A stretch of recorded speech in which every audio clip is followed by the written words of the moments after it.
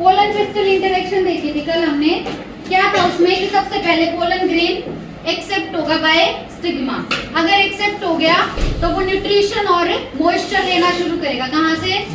Stigma से। Stigma से nutrition और मॉइस्चर लेगा तो उसका वॉल्यूम बढ़ जाएगा। अब पोलन ग्रेन का वॉल्यूम बढ़ा तो उसकी वॉल्स पे प्रेशर लगेगा।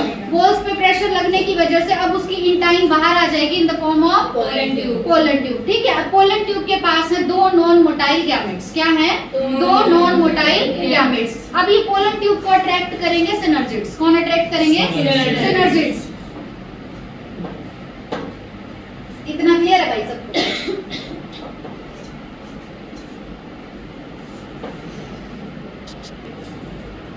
पोलन ट्यूब जो है उसके पास है दो नॉन मोटाइल गैमेट और ये जो पोलन ट्यूब है ना इसको अब अट्रैक्ट करेंगे सिनर्जिड अट्रैक्ट करेगा। अब ये पोलन ट्यूब दो नॉन मोटाइल गैमेट लेके आई, उनको रिलीज कर देगी सिनर्जिड्स पे। कहां पे रिलीज कर देगी? सिनर्जिड्स पे रिलीज कर देगी। अब एक जो मेल गैमेट है वो तो फ्यूज करेगा विद एग सेल, एक तो फ्यूज करेगा विद एग सेल और एग सेल और मेल गैमेट का जब फ्यूजन होगा तो मिलेगा जाइगोट, जिसकी प्लॉइडी होगी 2 है अगर मेल और फीमेल दोनों डिप्लॉइड है तो। और दूसरा जो मेल गैमेट है वो फ्यूज करेगा विद पोलर न्यूक्लियाई। दूसरा फ्यूज करेगा विद पोलर न्यूक्लियाई। यहाँ पे हमें मिलेगा PEC। क्या मिलेगा? PEC यानी प्राइमरी एंडोस्पर्म सेल, ठीक है। और प्राइमरी एंडोस्पर्म सेल जो बना है इस प्रोसेस का नाम होगा ट्रिपल फ्यूजन या वेजिटेटिव फर्टिलाइजेशन। ट्रिपल फ्यूजन या वेजिटेटिव फर्टिलाइजेशन। और जहाँ पे जाइगोट बना है उसका नाम होगा सिंगेमी या जनरेटिव फर्टिलाइजेशन। सिंगेमी या जनरेटिव फर्टिलाइजेशन। अब एंजियोस्पर्म्स के अंदर 2 बार फर्टिलाइजेशन हुआ है, एक तो ट्रिपल फ्यूजन और एक सिंगेमी। एक तो ट्रिपल फ्यूजन और एक सिंगेमी। इसीलिए हम कहते हैं कि एंजियोस्पर्म्स का एक कैरेक्टरिस्टिक फीचर है कि इनके अंदर होता है डबल फर्टिलाइजेशन। इनके अंदर होता है डबल फर्टिलाइजेशन। अब हम पोलन पिस्टल इंटरेक्शन एनसीईआरटी से देखेंगे। Pollination does not guarantee the transfer of the right type of pollen यानी compatible pollen of the same species as the stigma। Pollination हो गया यानी पोलन ग्रेन स्टिग्मा पर आ गया। अब ये पोलन ग्रेन जो आया है जरूरी थोड़ी है उसी प्लांट का हो, उसी स्पीशीज का हो, किसी और का भी हो सकता है। अगर किसी और का हुआ या वो कंपैटिबल नहीं है उसके हिसाब से, उस स्टिग्मा के हिसाब से, तो स्टिग्मा उसको एक्सेप्ट नहीं करेगा। तो अगर पॉलिनेशन हुआ है तो जरूरी नहीं है कि फर्टिलाइजेशन भी होगा, ठीक है। अगर पोलन ग्रेन को एक्सेप्ट किया जाएगा तो ही फर्टिलाइजेशन होगा। तो पॉलिनेशन होना राइट टाइप के पोलन के आने को इंश्योर नहीं करता। Often pollen of the wrong type either from other species or from the same plant if it is self incompatible also land on the stigma। Generally क्या होता है कि जो पोलन ग्रेन आता है वो सेम प्लांट स्पीशीज का नहीं होता और अगर सेम का है भी तो वो होता है सेल्फ इनकम्पैटिबल। वो होता है सेल्फ इनकम्पैटिबल। सेल्फ इनकम्पैटिबिलिटी क्या है? क्या?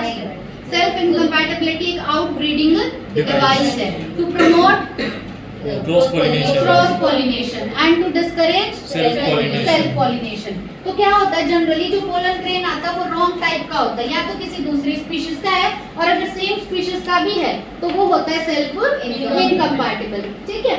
The pistil has the ability to recognize the pollen whether it is of the right type यानी compatible और of the wrong type यानी incompatible। जो pistil है, जो फीमेल पार्ट है, उसके पास ये एबिलिटी है कि ये वाला जो पोलन ग्रेन आया है ये मेरे लिए कंपैटिबल है या इनकम्पैटिबल है। अगर कंपैटिबल होगा तो उसको एक्सेप्ट कर लेगा और इनकम्पैटिबल होगा तो उसको एक्सेप्ट नहीं करेगा। It is of the right type the pistil accept the pollen. अगर वो कंपैटिबल है तो पिस्टिल उस पोलन ग्रेन को एक्सेप्ट कर लेगा। और अब होंगे पोस्ट पॉलिनेशन इवेंट्स। पॉलिनेशन तो हो चुका ना। पॉलिनेशन का मतलब क्या है कि पोलन ग्रेन का स्टिग्मा के ऊपर आना, बस यहाँ तक था पॉलिनेशन। अगर स्टिग्मा ने पोलन ग्रेन को एक्सेप्ट कर लिया तो अब चलेंगे पॉलिनेशन के बाद के इवेंट्स, ठीक है। अब चलेंगे पॉलिनेशन के बाद के इवेंट्स जिनको बोलते हैं पोस्ट पॉलिनेशन इवेंट्स। क्या बोलेंगे? पोस्ट पॉलिनेशन इवेंट्स बोलेंगे। अब पोस्ट पॉलिनेशन इवेंट्स जो है उसके बाद फिर क्या हो जाएगा? फर्टिलाइजेशन, ठीक है। If the pollen is of the wrong type तो पिस्टल क्या करेगा? उसको रिजेक्ट कर देगा by preventing pollen germination on the stigma और the pollen tube growth in the style. अगर पोलन ग्रेन इनकम्पैटिबल है, अगर पोलन ग्रेन किसी काम का नहीं है तो पिस्टिल क्या करेगा, उस पोलन ग्रेन को जर्मिनेट नहीं होने देगा, मतलब ना तो उसको न्यूट्रिएंट्स देगा और ना उसको मॉइस्चर देगा। अगर गलती से वो जर्मिनेट होना शुरू हो भी गया तो वो पोलन ट्यूब की डेवलपमेंट नहीं होने देगा। ये भी एक आउटब्रीडिंग डिवाइस था ना, हाँ, कि या तो उसको जर्मिनेट ही नहीं होने देगा या फिर पोलन ट्यूब नहीं बनने देगा अगर इनकम्पैटिबल है पोलन ग्रेन। ये जो एबिलिटी है पिस्टिल की कि वो रिकॉग्नाइज कर सकता है पोलन को, फॉलोड बाय इट्स एक्सेप्टेंस और rejection, is the result of a continuous dialogue between pollen grain and the pistil. अब पिस्टिल को कैसे पता कि मेरे काम का है या नहीं पोलन ग्रेन, क्योंकि बार बार एनकाउंटर हुआ, बार बार आया पोलन ग्रेन, तो उसको समझ आ गया कि ये पोलन ग्रेन मेरे काम का और ये मेरे काम का नहीं है, ये मेरे लिए कंपैटिबल और ये मेरे लिए इनकम्पैटिबल है।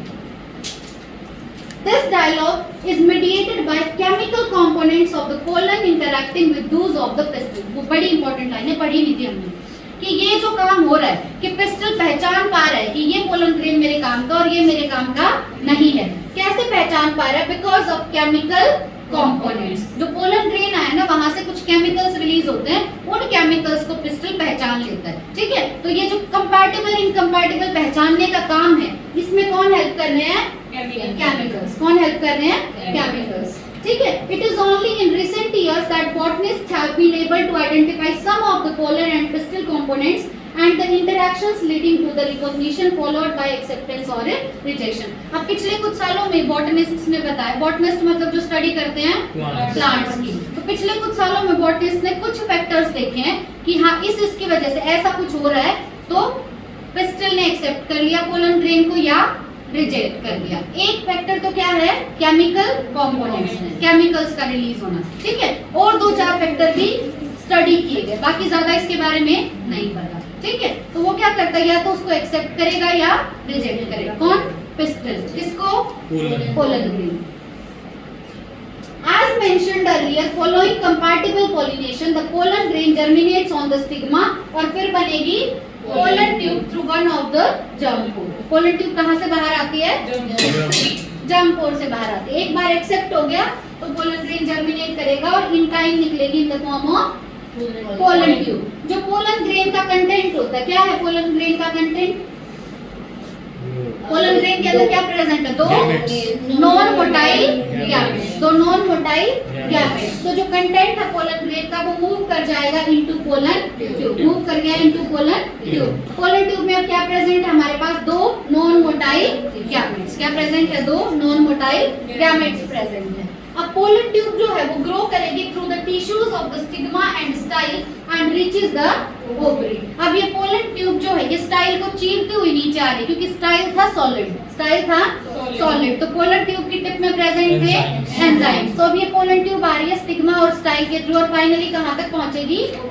ओवरी तक, नीचे ओवरी तक जाएगी। You would recall that in some plants, कुछ प्लांट्स में तो 60% में तो pollen grain will be shed at two side stage, but बचे हुए 40% में थ्री साइड स्टेज पे शेड होता है। जिनमें टू साइड स्टेज पे शेड हो रहा है उसमें दो सेल होंगे, एक होगा वेजिटेटिव सेल और एक होगा generative cell. Generative cell floats in the cytoplasm of vegetative cell.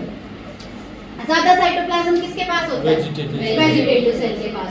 अब इन प्लांट्स के अंदर मतलब in such plants the generative cell divides and forms two male gametes during the growth of pollen tube in the stigma.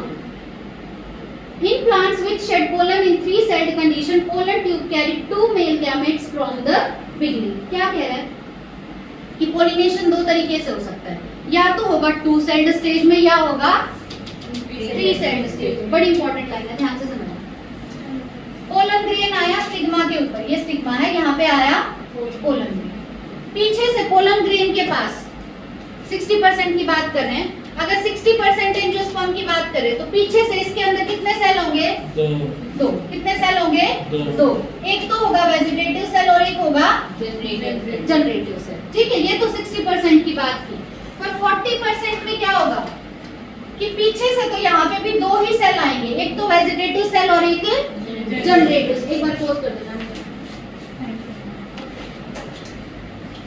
क्या कह रही हूँ मैं कि 60% एंजियोस्पर्म में तो पीछे से क्या आ रहा है? एक vegetative cell pollen grain stage में और एक है जनरेटिव सेल। पर 40% में क्या होगा कि यहाँ पे पोलन ग्रेन आया, उसमें भी एक है वेजिटेटिव सेल और एक है जनरेटिव सेल। जब यहाँ से पोलन ट्यूब निकलेगी ना, तो यहाँ पे आके वेजिटेटिव सेल तो यूं का यूं रहता है, पर ये जनरेटिव सेल डिवाइड होके बना देता है दो नॉन मोटाइल गैमेट्स। तो अब कितने गैमेट्स हो गए यहाँ पे? 3। ठीक है, अब होगी 3 सेल्ड स्टेज। अब होगी 3 सेल्ड स्टेज। मैं क्या कहने की कोशिश कर रही हूँ कि 60% में तो मतलब चाहे 60% की बात करो चाहे 40% की, सब में पीछे से तो 2 ही सेल आ रहे, वेजिटेटिव सेल और जनरेटिव सेल। पर जो 40% है उनमें पॉलिनेशन होना है 3 सेल्ड स्टेज पे, तो उनमें पीछे से नहीं आते 3 गैमेट्स, 3 बनेंगे in the pollen tube. Generative cell divide कर जाएगा 2 नॉन मोटाइल गैमेट्स। पर यहाँ तो इसमें भी कितने थे?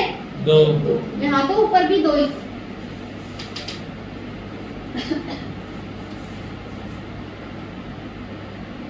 क्या कह रहे हैं कि pollen tube carry 2 male gametes from the beginning. शुरू से तो कितने आए थे? 2 ही आए थे, बाद में जनरेटिव सेल ने डिवाइड करके बना दिए 2 और नॉन मोटाइल गैमेट्स। ठीक है। Pollen tube after reaching the ovary enters the ovule through the micropyle and then enters one of the synergids through the filiform apparatus। कल हमने देखा था एक तो था पोरोगैमी, एक था चलाजोगैमी और एक था मीजोगैमी। अगर पोलन ट्यूब माइक्रोपाइलर एंड से एंटर कर रही है तो होगा पोरोगैमी। पोरोगैमी, चलाजोगैमी और मीजोगैमी, इन तीनों में सबसे कॉमन है पोरोगैमी। तो एनसीईआरटी ने सिर्फ पोरोगैमी किया है। अगर पोलन ट्यूब माइक्रोपाइलर एंड के थ्रू एंटर करेगी तो उस प्रोसेस को बोलेंगे पोरोगैमी। क्या बोलेंगे? पोरोगैमी। अब पोलन ट्यूब को अंदर अट्रैक्ट कर रहा है सिनर्जिड्स के अराउंड प्रेजेंट फिलिफॉर्म apparatus। तो ये पोलन ट्यूब सिनर्जिड्स तक गई और अपना कंटेंट रिलीज कर देगी वहां से। Many recent studies have shown that filiform apparatus present at the micropylar part of the synergid guide the entry of pollen tube। Pollen tube की एंट्री को गाइड कौन करता है? सिनर्जिड्स। कौन गाइड करता है? सिनर्जिड्स। अब सिनर्जिड्स कहाँ पे प्रेजेंट है? माइक्रोपाइलर एंड पे या चलाजल एंड पे? माइक्रोपाइलर पे, क्योंकि चलाजल एंड है बेसल एंड और वहां पे प्रेजेंट होते हैं एनेलियोडल सेल्स। शाबाश, याद आ गया। उसके बाद है all these events from pollen deposition on the stigma until pollen tube enters the ovule are together referred to as pollen pistil interaction। कल भी देखा था हमने कि पोलन ग्रेन आ गया स्टिग्मा के ऊपर, वहां से लेके और जब तक पोलन ट्यूब पहुंचती है एम्ब्रियो सैक तक, इन सारे इवेंट्स को बोलते हैं पोलन पिस्टिल इंटरैक्शन। क्या बोलते हैं? Pollen pistil interaction. अब as pointed out earlier, pollen pistil interaction is a dynamic process involving pollen recognition followed by promotion or inhibition of the pollen। ये बात इंपॉर्टेंट है कि जो ये प्रोसेस हो रही है ये कैसी प्रोसेस है? स्टैटिक या डायनामिक? डायनामिक। डायनामिक क्यों बोल रहे हैं? क्योंकि पोलन ग्रेन एक्सेप्ट भी हो सकता है और रिजेक्ट भी हो सकता है। ठीक है, तो पोलन ग्रेन या तो एक्सेप्ट होगा या रिजेक्ट होगा, इसीलिए ये पोलन पिस्टल इंटरैक्शन है एक डायनामिक प्रोसेस। कैसी प्रोसेस है? डायनामिक। स्टैटिक प्रोसेस नहीं है। The knowledge gained in this area would help the plant breeder in manipulating pollen pistil interaction even in incompatible pollinations to get desired hybrids। अगर हमें इन सब की नॉलेज है तो हम बना सकते हैं हाइब्रिड। क्या बना सकते हैं? हाइब्रिड। मतलब कि जो पोलन ग्रेन हम लेके आए हैं वो उस स्पीशीज का नहीं है, बट अगर हमें इस फील्ड की नॉलेज है तो भी हम वहाँ पे बना सकते हैं हाइब्रिड। क्या बना सकते हैं? हाइब्रिड। बट उसके लिए इस फील्ड की नॉलेज होनी चाहिए। You can easily study pollen germination by dusting some pollen from flowers such as pea, chickpea, crotalaria, balsam and vinca on a glass slide containing a drop of sugar solution about 10%. After about 15 to 30 minutes, observe the slide under the low power lens of the microscope. You are likely to see pollen tubes coming out of the pollen grains। अगर हमें इस process की study करनी है तो हम कुछ plants ले सकते हैं। प्लांट्स कौन कौन से ले सकते हैं? या तो लो पी या चिकपी। क्या ले सकते हैं? पी या चिकपी। दूसरा हम ले सकते हैं बाल्सम या क्रोटोलेरिया। पहले पी और चिकपी याद करो। पहले तो प्लांट क्या है? पी या चिकपी। दूसरा बी से याद करो। बी से है बाल्सम। तीसरा है सी से क्रोटोलेरिया। तीसरा सी से है क्रोटोलेरिया और लास्ट है विनका। लास्ट क्या है?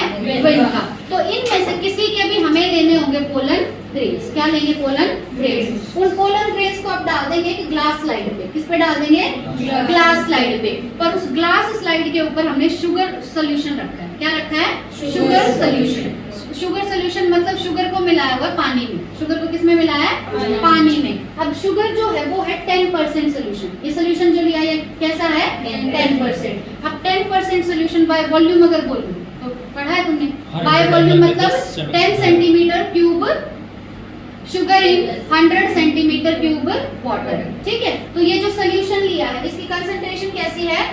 10%। इंपॉर्टेंट है ये जो शुगर सोल्यूशन डाला है हमने स्लाइड के ऊपर, कितनी है कंसंट्रेशन? 10%। फिर 15 से 30 मिनट बाद हम माइक्रोस्कोप के नीचे देखेंगे अंडर लो पावर लेंस। किसमें देखेंगे? लो पावर लेंस में हम देखेंगे तो 15 से 30 मिनट बाद हमें बाहर आती हुई दिखाई देगी पोलन ट्यूब। अब क्वेश्चन तुम्हें लग रहा होगा बड़ी फद्दू लाइन है, क्या ही क्वेश्चन बनेगा यहाँ से? तो पहला तो पूछ सकते हैं कि यहाँ पे प्लांट कौन कौन से यूज किए। पहला प्लांट बताओ। दूसरा प्रोटोलेरिया, अब इम्पोर्टेंट बात बनती है सोल्यूशन कौन सा यूज किया? कौन सा? Sugar solution. कंसंट्रेशन कितनी होगी? 10%। अब सबसे इम्पोर्टेंट क्वेश्चन बनेगा कि इनमें पोलन ट्यूब कितने टाइम बाद आई? 15 से 30 मिनट बाद। 15 से 30 मिनट बाद हमें इनमें देखने को मिल सकती है पोलन ट्यूब। ठीक है, अब बीच में अगर इन्होंने 25-26 मिनट दे रखा तो ठीक मार देना। ठीक है, क्योंकि टाइम कितना दिया? 15 से 30 मिनट दिया। ठीक है, प्लांट क्या क्या है? पहला प्लांट बताना। दूसरा चिकपी, तीसरा बालसम, फोर्थ प्रोटोलेरिया और लास्ट है विनका। लास्ट है विनका। बस पोज कर दो।